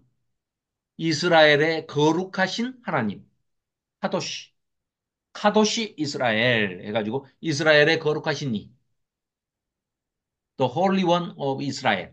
그러니까 하나님이 여러 가지로 이제 소개가 되는데 아브라함, 그러니까 처음에 아담에게 나타나신 하나님은 창조주 하나님이시고 아브라함에게도 나타나신 하나님은 전능하신 하나님이시고 특히 또 모세에게 나타나신 하나님은 임마누엘, 여호와 삼마, 내가 너희와 함께 하고 싶다. 그 그런 하나님으로 나타나신 거고요. 이사야에게 나타나신 하나님은 거룩하신 하나님으로 나타나신 겁니다. 그러니까 하나님의 속성을 대표적으로 말씀하면 여러 가지가 있겠지만 이 이사야서에서 어, 키워드로 삼고 있는 단어는 카도시입니다. 거룩하신 하나님. 그래서 그 하나님의 거룩하심을 닮아서 우리도 거룩해지기 위해서는 어떻게 해야 된다? 성전을 다시 깨끗하게 정화하고 수복시키고 회복시켜서 그 성전에서 거룩하신 하나님께 거룩한 예배와 제사를 드리고 우리가 다시는 포로 생활을 하는 그런 타락한 백성이 되지 않아야 된다 하는 이제 이런 단어 네 가지 미시파트, 체다크, 고엘, 카도시 요 네 가지 단어가 아주 굉장히 많이 이사야서에 등장하는 키워드다 이렇게 생각하시고 자, 두 번째 한번 또 송은영 집사님 마저 읽어주시면 좋겠습니다. 두 번째. 그럼에도 불구하고 하나님께서 여호와의 종을 통해 남은 자들을 구원하시겠다는 약속을 전하기 위함이다. 네. 자, 너희들이 죄를 지었으니까 벌을 받는 건 당연하다. 그러나 벌을 받고 징계하고 끝나는 게 아니라 너희들 벌을 주는 게 심판이 아니다. 징계다, 징계. 혼내는 정도야. 그러니까 하나님의 인애는 너무나 크셔서 너희들이 아무리 잘못해서 너희들이 설사 죄를 지었다 하더라도 정말 흉악한 죄를 짓고 더 이상 참 저런 죄를 짓고 어떻게 하나님 앞에 다시 나타나냐 이럴지라도 하나님의 인애와 사랑이 헤세드가 너무 크기 때문에 그걸 묻힐 수가 없다. 하나님께서는 너희들을 때리셨으나 찢으셨으나 싸매고 봉해 주시고 낫게 해 주시고 너희들 잘 되라고 때렸어요. 때리고 포로 잡혀가게 했지만 회복시켜서 데려와 가지고 너희들을 하나님의 종을 통해서 하나님께서 기름 부은 자를 통해서 너희들을 바벨론 포로에서 남은 자들을 데리고 와서 다시 시작하겠다. 구원 사역을 이루어 가겠다. 이런 말씀을 하십니다. 그래서 여기서 눈여겨봐야 할 거는 종, 여호와의 종, 야훼의 종, 하나님의 종. 이 종의 노래가 여섯 가지가 나옵니다. 아니, 네 가지가 나옵니다. 종의 노래가. 화가 여섯 가지가 나오고 종의 노래가 네 가지가 나오는데 그 종의 노래도 이제 나중에 좀 살펴보고요. 그 다음에 이 세 번째는 단수 종이 아닌 복수로서의 종들이 이제 하나님의 그 구원 사역의 대행자로서 대리자로서 등장을 하는데요. 어떤 것인지 자 한번 또 살펴보시죠. 자, 송은영 집사님 세 번째 것 마저 읽어주시면 고맙겠습니다. 미래에 주어질 하나님의 구원이 단지 유다와 예루살렘만을 대상으로 하는 것이 아니라 하나님이 만드신 창조 세계 전체 회복과 갱신을 목표로 함을 천명하기 위함이다. 네, 그렇습니다. 자, 그러니까 이스라엘 남유다 예루살렘 성을 회복하고 하는 것이 단지 그들에게만 국한된 그런 구원이 아니고 하나님께서 지으신 온 이 창조 세계 전체의 회복을 위해서 어떠한 계획을 가지고 계시는지 나중에 이제 우리가 제2 이사야서 뭐 제3 이사야서라고 하는 40장 이후 55장까지 특히 53장에 오실 메시아에 대한 너무나도 구체적이고 또 이 이게요. 66장까지 있는데 전체가 다 시로 지어져 있습니다. 이 이사야서가. 운문체입니다. 운문체. 그 66장 전체가 다 시의 아름다운 언어와 아주 정말 이 놀라운 아름다운 그런 그 문장력으로 수사력으로 어휘력으로 이렇게 글을 쓰고 있는데 참 뛰어난 사람이죠. 왕족이고 귀족 출신이고 뭐 교육을 많이 받았던 그런 이사야 선지자임에 틀림이 없다는 것을 이 문체나 필치를 보면 알 수 있는데 단 두 가지 얘기만 산문체로 적혀 있습니다. 그게 비교해서 딱 대조시켜서 우리에게 보여주시기 위해서 아까 네 명의 왕이 있었죠. 그 네 명의 왕 중에 이 정신 나간 아하스하고 히스기야. 그래도 하나님을 위해서 하나님을 온전히 의뢰하고 하나님을 위해서 산당도 없애고 뭐 하는 나름 열심히 종교개혁도 했던 그 히스기야 둘을 딱 내놓고 비교를 시킵니다. 1장부터 39장 사이에. 그래서 그 부분만 아하스 스토리와 실패하는 아하스 스토리와 성공하는 히스기야 스토리를 두 스토리만 산문체로 기록을 해놓고 나머지 전체 66장 전체가 다 운문체로 시로 기록이 되어 있습니다. 그래서 참 아름다운 글귀들이 굉장히 많죠. 그래서 예수님을 비롯해서 또 뭐 세례 요한도 또 바울도 뭐 전부가 다 이 신약에서 이사야서를 시편 다음으로 많이 인용을 하고 있죠. 자, 그렇게 해서 자, 그다음에 예. 좀 시원한 물 하나 주세요. 자, 이사야서를 이거 진짜 우리 옛날에 1장부터 39장까지 다 했는데 새로 하는 것 같네. 뭐, 네. 자, 그래서 이제 비교를 하는 거죠. 아하스 왕과 히스기야 왕을 비교를 해서 대조해서 보여주고 있고요. 그다음 이제 1장부터 39장까지는 아수르가 이제 가나안 침략하는 그런 그 배경이 깔려 있고 하나님께서는 하나님께서 일부러 뭐, 유기시켜 버린다고 해도 과언이 아닐 정도로 내버려 두십니다. 망해야 돼. 왜? 너희들은 죄를 지었고 벌을 받아야 되니까. 망해야 된다. 망해가도록 내버려 둬라. 그러나 하나님이 망각하셔가지고 잊어버리셔가지고 뭐 내버려 두신 게 아니고 사랑의 육이라는 거죠. 사랑의 육이. 사랑으로서. 하나님의 헤세드는 인간이 아무리 죄를 많이 지어도 하나님께서 죄를, 자기 백성의 죄를 사해 주시고자 하면은 그걸 사하지 못할 죄가 어디 있겠습니까? 하나님이신데. 그래서 실제로 때리시긴 하지만 결국은 다 회복을 시키시는 그런 내용의 이야기가 펼쳐집니다. 자, 40장부터 66장까지는 바벨론 포로기 때입니다. 그러니까 이 39장과 40장 사이에는 아까도 말씀드렸지만 167년의 그런 에, 시간차가 있습니다. 그러니까 뭐 이걸 한 사람이 다 썼다, 뭐 안 썼다. 그건 모르죠. 한 사람이 다 써서 뭐 밀봉을 해놨는지 어쩐지 그건 모르니까 그게 중요한 게 아니고 내용을 보면 일관성이 있고 그 내용이 통일성이 있고 전체가 그런. 그래서 이제 요즘 학자들은 그렇게 얘기를 합니다. 후이가 제2 이사야라고 불리는 40장부터 55장까지와 시대적 배경이 다른 또 56장부터 66장까지 제2 이사야, 제3 이사야 하지만 이 선지자들이 자기들의 이름으로 충분히 쓸 수 있음에도 불구하고 익명성을 강조하고 그냥 아예 페르소나적인 자기들의 이름을 밝히지 않고 이사야의 후계자로서 그것을 이사야의 기록에서 영감을 받고 1장부터 39장까지의 기록에서 영감을 받았든지 아니면 그 후의 일들까지도 이사야가 기록을 해놓은 것을 그 밀봉한 것을 받아서 거기에 의한 영감을 받고 기록을 한 것을 왜냐하면은요 선지자가 문서로 선지서를 남겼을 때는요 자기 이름을 감출 이유가 전혀 없습니다. 특히 하나님의 말씀을 맡아가지고 그걸 전하기 때문에 그러나 의도적으로 이 기록은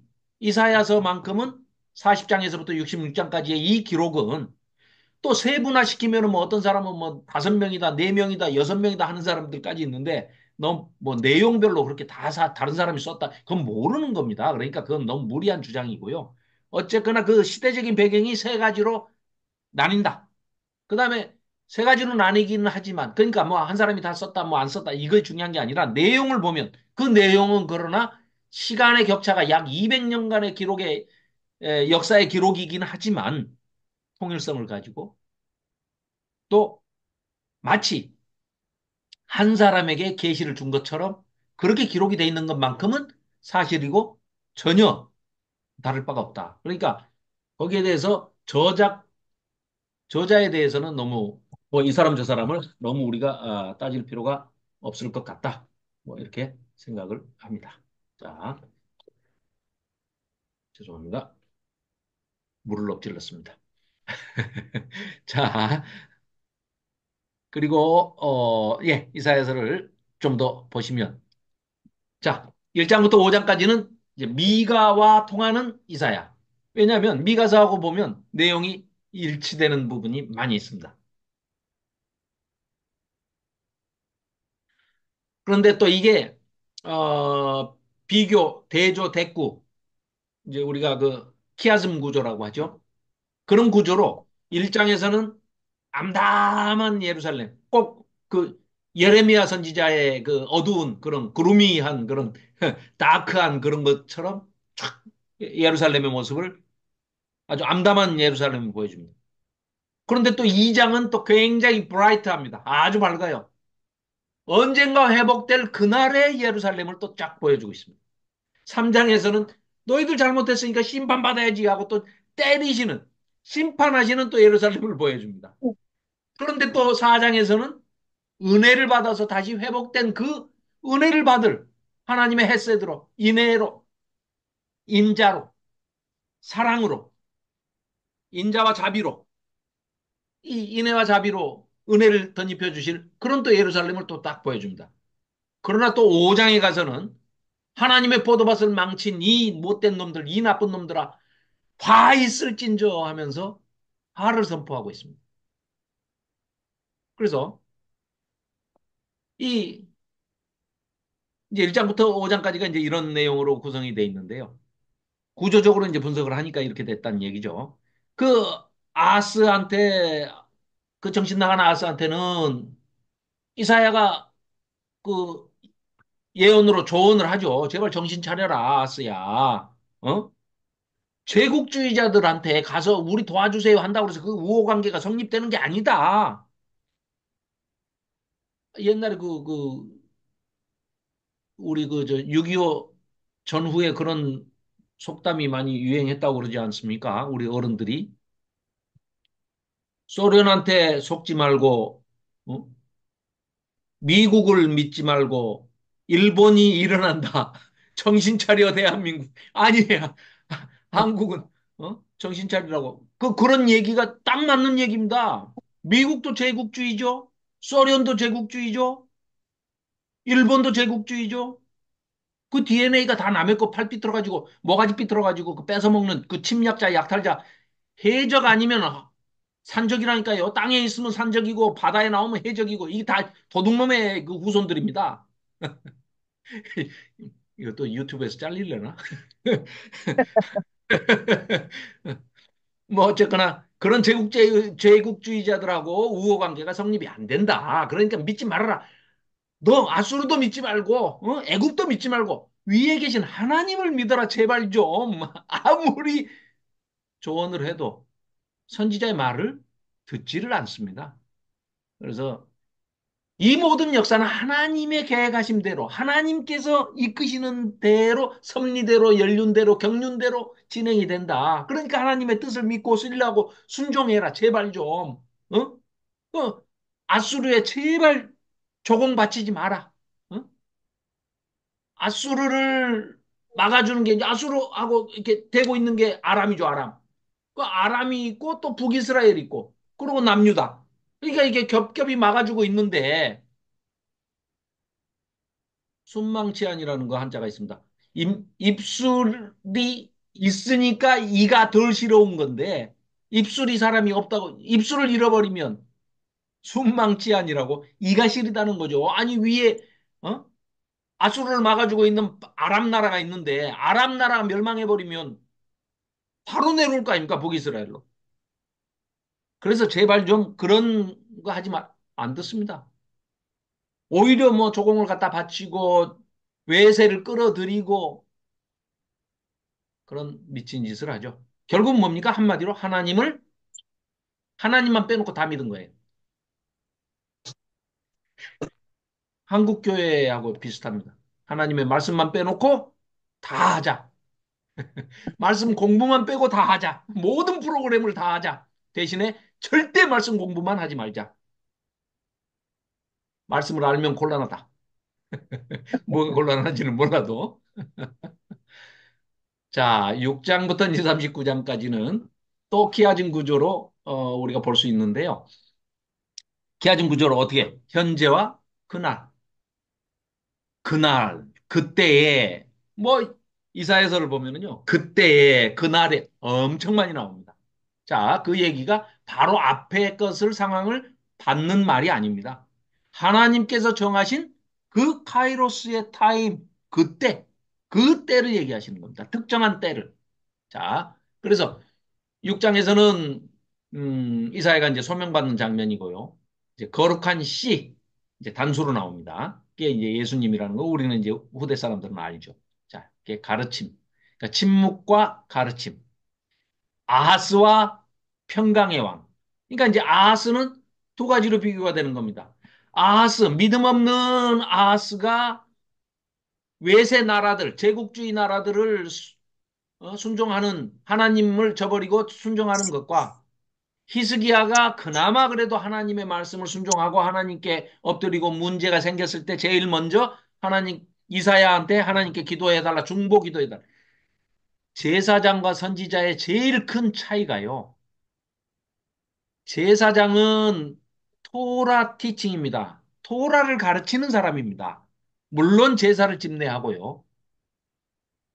선지자는 선지자는 하나님의 말씀을 맡아서 가지고 있다가 자기들에게 물으러 오는 왕부터 시작해서 모든 저 서민들까지도 어떤 자기의 그런 문제들이나 신앙에 관한 문제들을 물어보러 올 때 하나님의 말씀을 신탁받아서 전해주는 사람이 선지자고 예언자죠.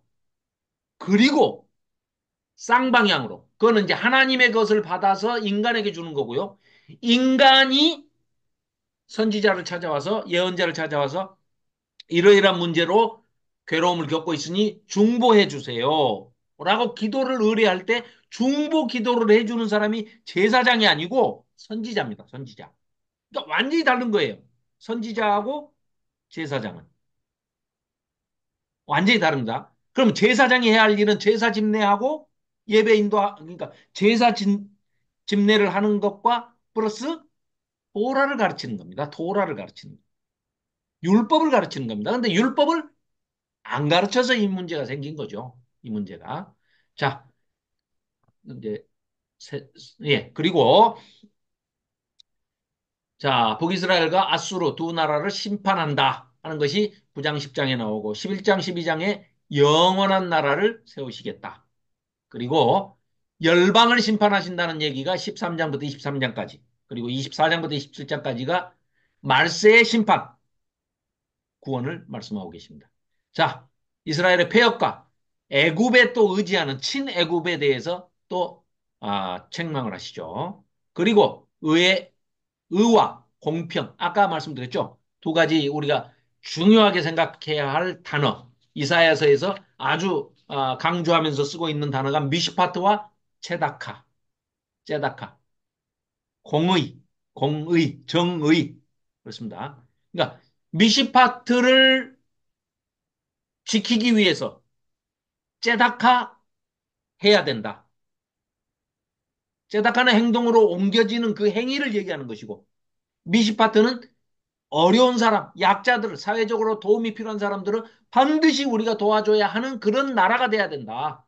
이게 확장이 되면 그게 바로 의와 공평이 이루어지는 하나님 나라가 되는 거죠. 예수님이 계시고 통치하시고 하나님이 통치하시는 하나님 나라, 천국이 바로 그런 것이라는 것이죠. 자, 그리고 34장과 35장에서는 대조적으로 에돔 심판의 날과 회복의 날 이렇게 돼 있습니다. 그리고 36장부터 39장까지가 그래도 넉 장에 걸쳐서 히스기야 왕의 공화가 기록이 돼 있습니다. 그런데 여기서 지금 강조하는 것은 히스기야가 온전한 사람도 아니지만 그도 물론 잘한 점도 있고 잘못한 점도 있고 뭐 굉장히 치명적으로 잘못한 점도 있어요. 있지만 지금 이 이사야 선지자가 이사야서의 기록으로 남겨가지고 후대에 오고 오는 후손에게 보여주고자 하는 포인트는 뭐냐? 이런 정신 나간 아하스 같은 왕이 있고 그와 그 당대에 그러니까 이사야 선지자 한 사람의 당대로 네 명의 왕을 겪어봤지 않습니까? 쉽게 얘기하면 이사야 선지자는요 4급 공무원쯤 되는 거예요. 우리나라 서기관 청와대 기록관 그래가지고 왕 바로 옆에 딱 있으면서 우시야라는 사람 왕의 이름이 이응 시옷 이응이에요. 자음만 따지면 이사야도 이응 시옷 이응입니다. 분명히 뭐가 될 거예요 아마. 왕족이라고 전승에는 나와 있어요. 근데 정확한 족보는 안 나와 있기 때문에 아주 높은 왕족이고 왕족들, 귀족들하고 굉장히 가까워요. 그러니까 한편으로는 이제 이런 책들도 아이고 요새 김원주 목사님께서 자료를 이사야서 저 이제 준비한다고 그러니까 얼마나 많이 보내주셨는지 아주 며칠 동안 지금 그거 공부하느라고 지금 정리하고 있습니다. 너무너무 좋은 요번에 내일 모레 광주 갈 때 오늘 책 제본 해갖고 왔습니다. 두 분 거. 하전도사님하고 윤 목사님 거. 다른 분들 거는 다 보류했습니다. 너무 많아가지고 양이. 그래서 예, 내일 모레 가서 그 전달해드리겠습니다. 이제 다른 거는 이제 하더라도 아무튼 이사야에 관계되는 책들이 지금 숭실대 김해곤 교수님 거, 그 다음에 총신대 이희성 이제 교수님 거, 그리고 지금 차준희 교수님 거, 그리고 지금 네 분 거를 지금 정리를 하다 보니까 김요한 목사님 것까지 네 분 거를 정리를 하다 보니까 아무튼 네, 이사야서도 다시 또 요번에 다시 새롭게 또 많이 깨닫게 되고 많이 보게 됐습니다. 그래서 그걸 하다 보니까 전체 또 12권 소선지서까지 지금 같이 정리를 하다 보니까 막 하루 종일 책상 앞에 앉아 있습니다. 지금 이러다가 대학교 시험 다시 봐야 될란지 모르겠어요. 고3 같아. 그러나 뭐 아무튼 여러분들 덕분에 제가 열심히 공부를 해서 아무튼 힘 닿는 대로 정리를 좀 잘 해가지고 점점 나아지겠죠 뭐. 예. 이제 좀 잘 다듬어서 김원주 목사님도 자료 다 보내주시면서 PPT 잘 만들어가지고 PPT 꼭 보내주라고 그러시던데 숙제까지 주셔서 아무튼 네 열심히 지금 살펴보고 있습니다. 자 오늘은 전체 이제 이사야서 전체를 이제 살펴볼 텐데요. 자 이거는 이 표는 이제 독일의 이제 신학자가 정리한 일곱 챕터로 이제 나눈 겁니다.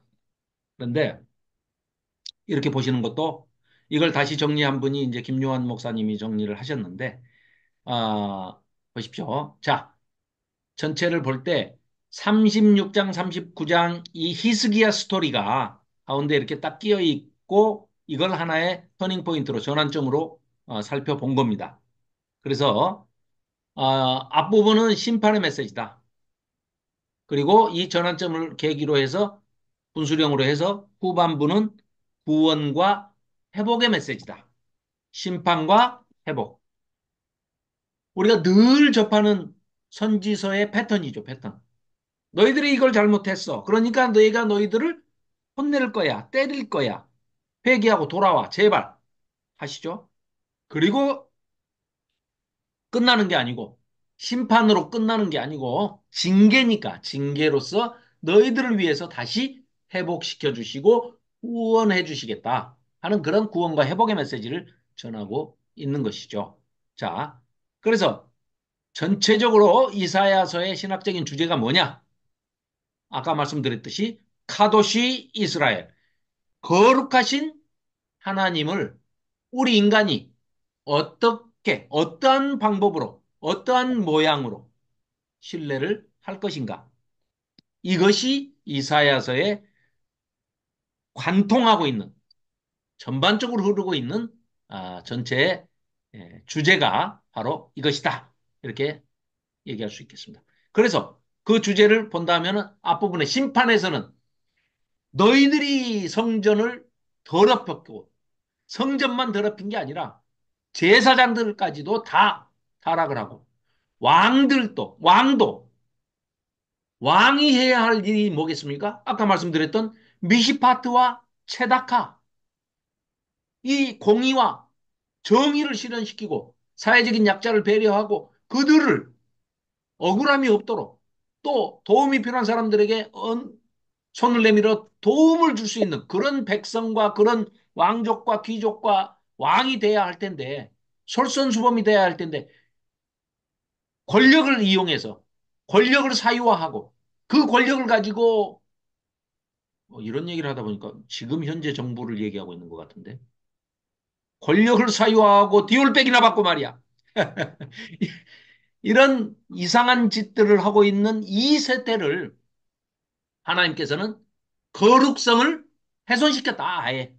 성전 자체가 오염됐다. 타락했다. 이렇게 보고 계시는 거예요. 그래서 거룩하신 하나님으로서는 당연히 이 거룩성을 지키시기 위해서 훼손된 거룩성을 훼손시킨 자들을 심판하시는 거죠. 징계하시는 거죠. 그러나 영원히 심판하시는 게 아니고 그 혼을 내셔야 되기 때문에 그러면 목적은 뭐겠습니까? 다시 거룩하게 거룩성을 회복하고 성전을 깨끗하게 정화하시는 것이 목적이겠죠. 그래서 그걸 깨우쳐 주시기 위해서 하시는 것이다. 자, 거기에는 그래서 거룩하신 심판자 그리고 이 분수령의 전환점에 히스기야 스토리를 집어넣어 놓은 것은 이 히스기야가 그나마 하나님을 믿는 신뢰하는 믿음을 가지고 거룩하신 하나님을 이렇게 신뢰하고 문제가 생겼을 때 하나님 앞에 달려나가고 선지자를 찾아서 이사야에게 중보기도를 기도를 부탁하고 자기도 하나님 앞에 나와서 엎드리는 기도하는 이런 자세를 취했기 때문에 하나님께서 도와주시죠.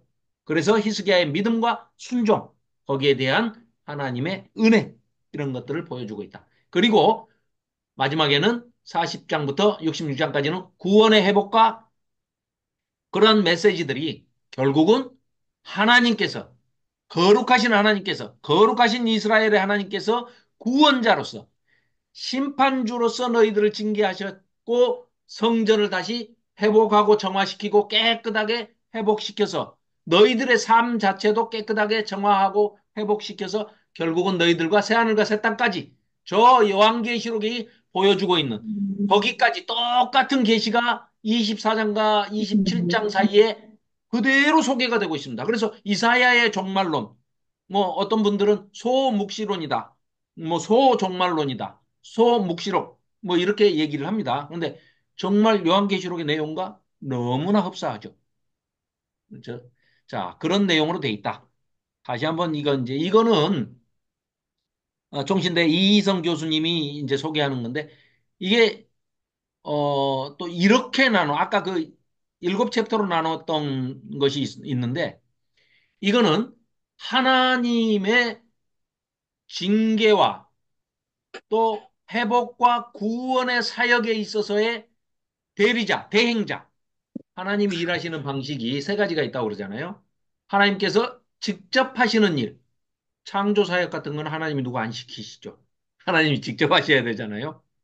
그런데 성경 공부 우리가 모여서 하고 있는데 하나님 오셔가지고 지금 여기서 이 일을 가르치실 수는 없죠. 사람을 시켜서 하시는 거죠. 그 다음에 사람이 하는데 뭔가 도움이 필요하다면 천사를 보내시죠. 그래서 하나님께서 사역하시는, 일하시는 방식은 하나님이 직접 하신다, 사람을 시켜서, 사람을 통해서 하신다, 또 천사를 통해서 하신다. 요 세 가지 방법인데, 이 이사야 선지자를 통해서 이사야서에 기록되어 있는 이 내용 전체는 첫 번째 파트는 왕들을 시켜서 하나님의 미시파트와 체다카가 이 땅에서 실행이 돼가지고 하나님께서 이루시고자 하는 그런 하나님 나라를 왕들을 시켜서 만들고 싶은데 왕들이 완전히 삐딱선을 타죠. 대표가 아하스, 정신 나간 아하스. 그나마 조금 순종하고 말을 잘 듣는 사람이 히스기야. 그래서 두 사람의 결과를 눈에 드러나게 보여주시죠. 그래서 딱 비교를 해놨는데 그 초점을, 관점을 그러니까 거기다 맞춘 겁니다. 대리자들한테. 그리고 40장부터 55장까지가 하나님의 여호와의 종, 야훼의 종, 에베드, 야후, 하나님의 종인데 그 종들은 누군가? 그 종은 누군가? 거기에는 예수님을 통한 그런 일도 있지만 심지어는 역사적인 배경을 보니까 바벨론을 페르시아의 고레스라는 왕을 일으켜서 페르시아의 고레스가 바벨론을 멸망시키는 그런 종으로도 사용하시면서 고레스 칙령을 내려서 자기 백성들을 전부 매임해서 해방이 되는 포로에서 귀한 데서 돌아오는 그런 역사를 이루시더라 하는 것을 종의 관점에서 초점을 맞춰서 본 것이고요. 그래서 종을 통한 구원 사역과 또 귀한 포로 귀한 이런 일이 있었고 56장부터 66장까지는 그 대행자가 대리자가 하나님의 미시파트와 체다카의 대리자가 종들로 나옵니다. 종들이라는 것은 1차적으로는 이 당시에는 이스라엘 그러니까 남유다 백성이 될 수도 있지만 나중에 보면은 이 종말론적인 그 종말에 가서도 하나님께서 이 교회를 그러니까 굉장히 이 이사야가 보고 있는 이 들여다보고 있는 그 이 스펙트럼이 굉장히 넓습니다. 저 마지막에 재림하시는 예수님의 그 오시는 종말에 오시는 그 종말의 너머에 그 천국의 새 하늘과 새 땅까지를 보여주시면서 그러면 한마디로 얘기하면 지금 우리인 교회까지도 이 종들에 포함이 돼 있다. 이렇게 볼 수가 있습니다. 그래서 예루살렘, 그러니까 그게 단지 어떤 의식이나 제사나 예배나 이런 형식을 통해서가 아니라 너희 교회, 종들인 너희들, 우리를 통해서 우리의 의로운 삶과, 즉 뭐예요? 미시파트와 공의와 정의를 행하면서 최다카를 이행하는, 행하는 그런 의로운 삶을 실천하는 그런 백성이 돼야 된다. 그래서 그들을 위해서 예루살렘을 회복시키고 구원하시고 그 새 예루살렘, 영적인 이스라엘, 영적인 예루살렘, 시온을 구원하고 회복하시겠다.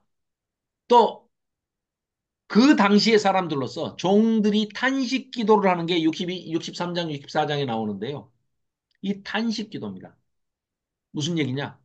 와서 성전을 다 이제 포로 귀환해가지고 와가지고 또 성전을 짓지 못하고 낙심하고 있을 때 학개 스가랴를 통해서 이제 다시 독려해가지고 성전을 516년에 만들어서 하나님께 봉헌을 하잖아요. 그럼 야 이제 성전 지었으니까 이제 드디어 하나님께서 뭔가 복을 막 부어주시겠다라고 생각을 했는데 뭐 대박이 날 줄 알았는데 이거 완전히 뭐 성전 지어놓고 나도 변화가 없어요. 아무것도 뭐. 그리고 삶은 더 피폐해지고 옆에서는 자꾸 더 건드리고 이러니까 이들이 점점 악순환이 되고 나쁜 쪽으로 이제 점점 흘러가는 겁니다. 이게 뭡니까? 하고 이제 하나님께 탄식을 하는 거예요. 그 탄식 기도에 대해서 하나님께서 응답을 해주신 것이 바로 55장, 56장에 소개되고 있는 새하늘과 새 땅, 종국사적 종말의 그 너머에 하나님 나라까지를, 천국까지를 보여주고 계신다. 이렇게 볼 수가 있습니다. 이 도표를 제가 옆으로 그려놓은 게 이겁니다. 똑같은 내용입니다. 이게 훨씬 더 보시기 쉬울 겁니다. 그래서 이희성 교수님 강의를 1시간 반짜리를 4개를 들었어요. 6시간을 들었는데 6시간짜리를 듣고 정리를 해서 이 표를 제가 2표로 다시 바꿔놨습니다. 그러니까 이거는 제가 단톡방에 다시 올려놓을 테니까요. 훨씬 보시기가 쉬우실 겁니다. 자, 1장부터 39장 왕, 대행자는 왕이다. 여기는 종이다. 여기는 종들이다. 여기서는 아하스의 실패를 앞에서 탁 보여주고 히스기야가 성공한 사례를 또 보여주고 이 두 가지만 아까도 말씀드렸지만 산문체로 적어져 있고 나머지는 전부 시로 운문체로 적혀 있다.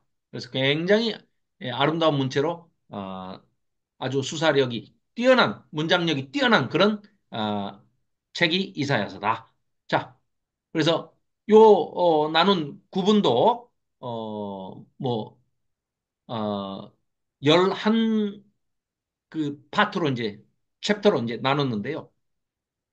쭉 읽어보시면 이제 이런 내용들을 숙지하고 본문을 이제 좀 전체를 다 이제 살필 수는 없고요. 다음 주부터는 본문을 본문에서 이제 요점 좀 중요한 것을 제가 저기로 전부 PPT로 만들어 놨습니다. 그러니까 성경 이렇게 직접 안 찾고 보면서 읽으면서 우리가 따라가도 전체 스토리가 쫙 꿰어져서 이해가 될 수 있도록 그렇게 돼 있으니까요. 그 PPT 준비를 해놨으니까 네 그렇게 하시고 이제 그렇게 하시면서 읽어오시면 훨씬 좋죠. 40장부터 얼마 안 되니까 40장부터 66장까지는 한번 읽어보시면 읽어오시면 훨씬 좋겠습니다. 그렇게 해서 한 2, 3주 해가지고 66장까지 해서 한번 쭉 살펴보고요. 그리고 난 다음에 에스라서로 들어가도록 하겠습니다. 자, 이것도 아까 그 일곱 챕터로 나눴던 그 독일의 그 울리히 베르게스라는 그 학자가 만들어 놓은 일곱 챕터로 만들어 놓은 그 챕터인데 거의 비슷한 내용이고 중복되는 내용입니다. 그래서 저는 개인적으로 제가 만든 이게 제일 쉽게 이해가 돼서 이거를 어, 추천해 드립니다. 나중에 찍어놨다가 제가요 단톡방에 올려놓을 테니까요 여기 이사야서 앞에다가 하나 40장 앞에다가 딱 붙여놓으시면 됩니다. 그래서 39장과 40장 사이에는 160년에서 170년, 167년 정도의 차이가 있다. 딱 해놓으시고 네 그렇게 하시면 좋을 것 같습니다. 자, 그럼 요거 한 가지만 이제 더 보겠습니다. 도대체 하나님이 누구신데 심판을 하시며 누구신데 구원을 하시는 건가? 이들이 계속해서 불만을 가졌던 게 이거예요. 아니, 하나님 맞습니까? 우리 하나님 맞아요?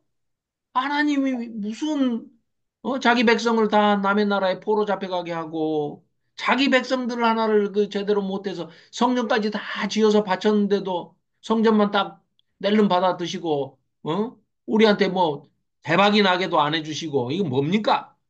이런 식이에요.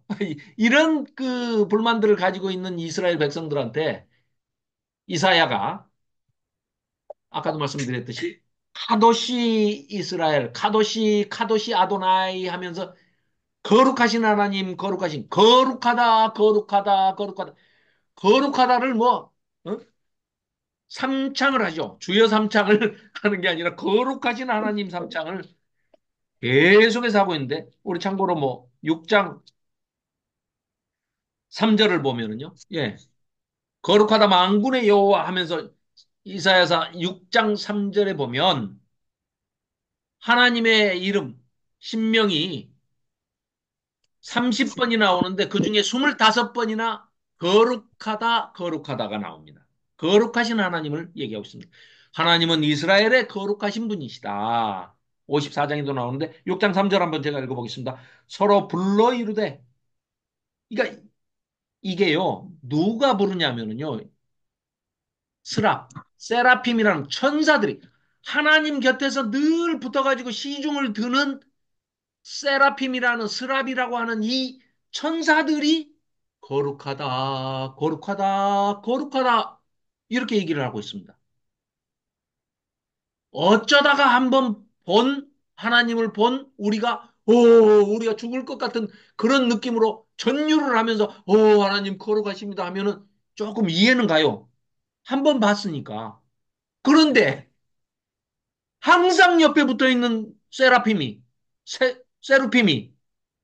스랍이 항상 붙어 있으면서도 하나님 옆에서 거룩하다, 거룩하다. 계속해서 카도시를 외치고 있습니다. 그 말은 뭐 더 이상 그러면 설명이 필요 없어요. 사실 그 목사님들 그 사모님들한테 물어보면 목사님들 자기 남편 목사님 설교가 어떠냐고 물어보면 점수 많이 안 주시죠. 왜냐하면 다 알고 있으니까. 어떤 남자인지 어떤 남편인지도 알고 어떤 아빠인지도 알고 어떤 아들인지도 알고 다 알고 있기 때문에 거룩하다. 지금 여기 세라핌처럼 거룩하다. 이런 평가 받기가 굉장히 어렵잖아요. 매일 보는, 마찬가지죠. 뭐 남편, 아내, 이렇게 부부 간에는 또 부모 자식 간에도 마찬가지죠. 너무 가까이 이렇게 보고 있으면은 그냥 좀 그런데 평가가 그렇게 후하지 않은데 아니 세상에 그렇죠. 평가할 수가 없죠. 감히 하나님을 어떻게 아무리 24시간 붙어 있는 세라핌이라도 응?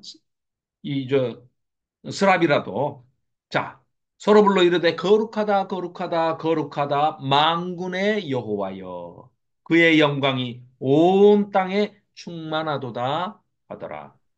최상급의 표현을 하고 있습니다. 최상급의 표현. 더 이상의 표현은 없습니다. 그래서 그것도 지근거리에서 딱 붙어서 하나님을 호위하는 여호와를 호위하는 이 스라비 세루핌이 그렇습니다. 자, 그래서 하나님은 그러실 만한 분이시다. 왜?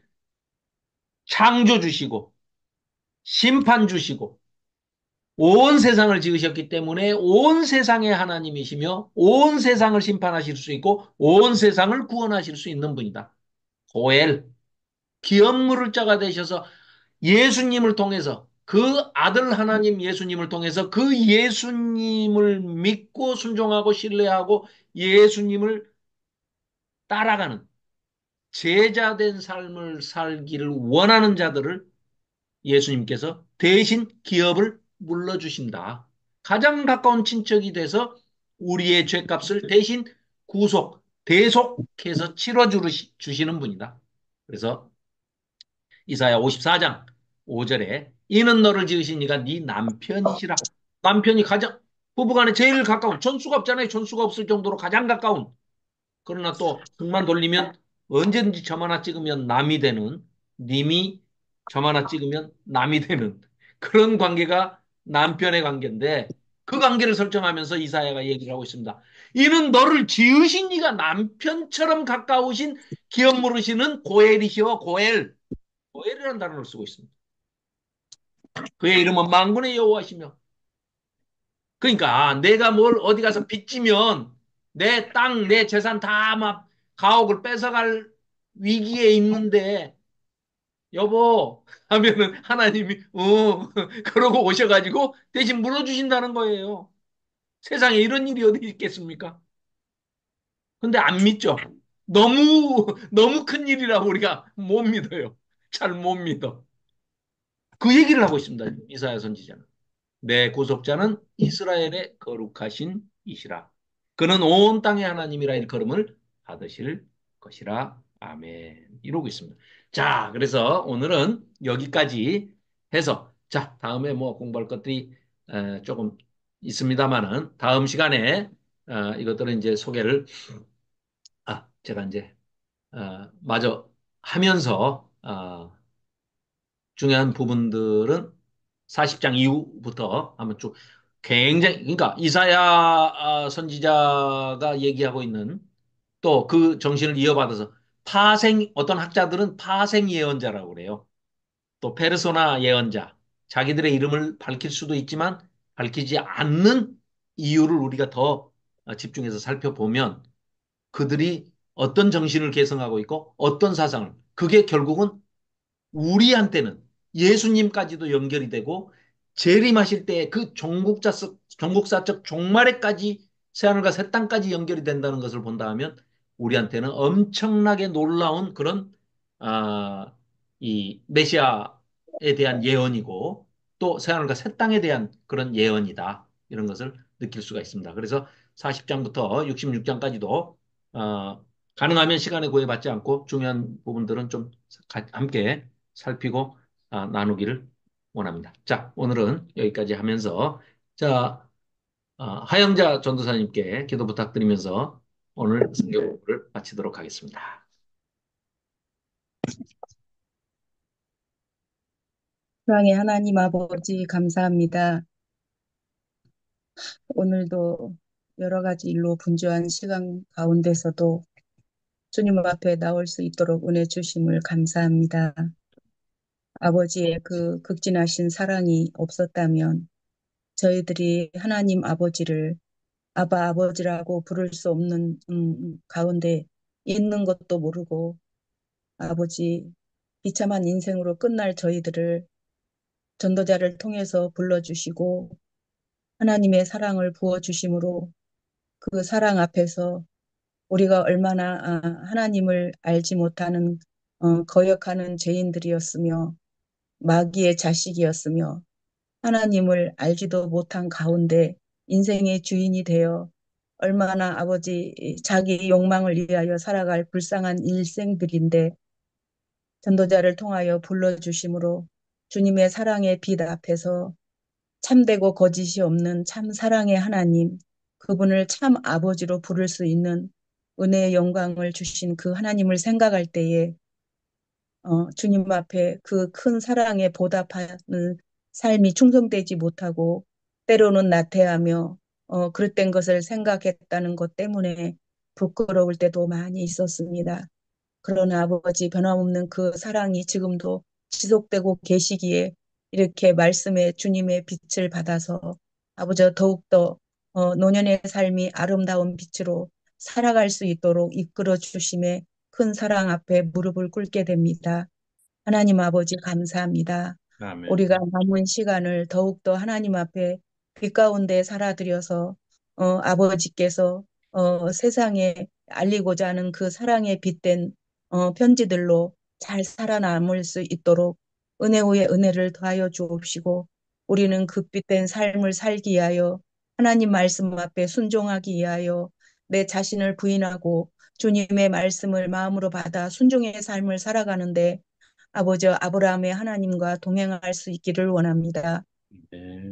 어떤 대가 지불을 하더라도 그것은 억울함도 아니요. 아버지여 슬픔도 고통도 애통도 아니오며 주님 뜻대로 살지 못한 것이 슬픔이요 고통이요 두려움이오니 아버지 하나님이여 우리의 육신을 죽여도 영혼을 죽이지 못하는 아버지여 세상 권세를 두려워할 것이 아니라 오직 영혼과 육체를 담에 면하실 수 있는 하나님을 두려워함으로 오직 그 사랑 앞에 굴복하는 저희들 되도록 오늘도 아버지 이 귀한 말씀을 통하여 더 각성하게 도와주셨사오니 남은 시간도 다시 만날 때까지 그 각성하게 하신 주님과 동행하여 다시 만날 수 있도록 은혜와 옛날을 더하여 주옵소서. 아멘. 불철주야 귀한 말씀에 아버지여 충성을 다하시는 집사님에게도 더욱더 넘치는 은혜가 함께하여 주시기를 바라오며 부족한 것 예수 그리스도의 이름으로 감사하오며 기도드리옵나이다. 아멘. 아멘.